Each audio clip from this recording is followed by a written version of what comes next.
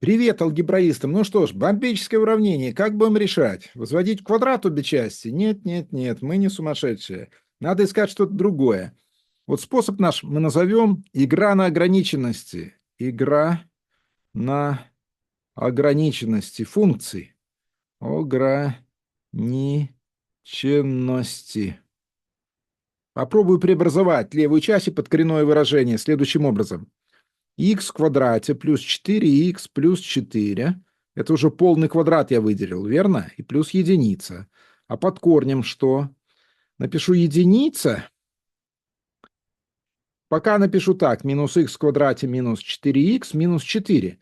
Есть много таких не сильно продвинутых зрителей, которые не успевают за преобразованиями. Это всегда немножко смущает.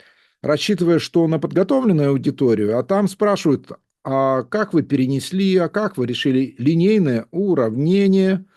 Ну и что, приходится объяснять, так? Вот здесь, если я минус вынесу и возьму в скобках получится тоже полный квадрат. То есть единица минус х плюс 2 в квадрате. Видели, как все красиво получается? Ну, конечно. Теперь я замечу, что при любых а в квадрате больше либо равно нулю. Верно? Верно. Тогда х плюс 2 в квадрате больше либо равно нулю. Правильно? А х плюс 2 в квадрате плюс 1 будет больше либо равно единице. При любых х левая часть, какие х не подставляю, всегда будет больше единицы, либо равна, и в самом крайнем случае это будет минимум левой части. А что справа? Точно так. Х плюс 2 в квадрате будет больше либо равно нулю, а единица минус х плюс 2 в квадрате будет меньше, либо равно единице. От единицы будет всегда отниматься какое-то положительное число, в крайнем случае 0. И корень из этого числа в силу монотонности функции корень из х будет меньше, либо равен единице. Итак, при любых х левая часть больше единицы, либо равна ей, а правая меньше единицы, либо равна ей. Осталось выяснить, существуют ли такие х, при которых одновременно левая и правая часть равна единице. Это и будет корень. Но я думаю, многие уже увидели, нашли, что у нас левая часть равна единице, когда вот здесь в основании квадрата будет стоять 0, правильно? То есть, когда х равно минус 2. То есть, когда х равно минус 2, в левой части будет минус 2, плюс 2 в квадрате, плюс 1. То есть, все это будет равно единице.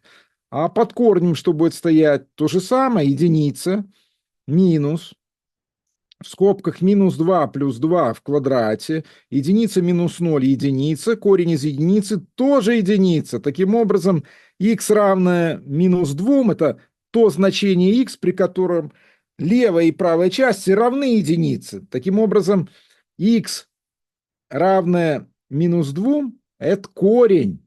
Корень. И единственный, и единственный. А почему единственный? Это же самое важное. Да потому что при других х левая часть будет больше единицы, а правая меньше единицы. Все, равенство никогда не наступит. Вот я даже вам здесь нарисовал два графика левой и правой части нашего уравнения. Смотрите, в левой части у нас получается парабола. Сейчас я подпишу ее. Вот это будет парабола. Х в квадрате плюс 4х плюс 5, либо вот лучше х плюс 2 в скобках все в квадрате, то есть сдвиг влево на 2 единицы, и плюс 1. Сдвиг или параллельный перенос вверх на единицу вдоль оси ОY. Ну вот здесь будет ось у нас х. Так, так. Ну а второй график что собой представляет? Вот это будет y равно корень из единицы минус х плюс 2 в квадрате. О, это верхняя полуокружность. Я сейчас напомню, просто для тех, кто все-таки немножко знает математику, что у нас есть уравнение окружности с центром в начале координат.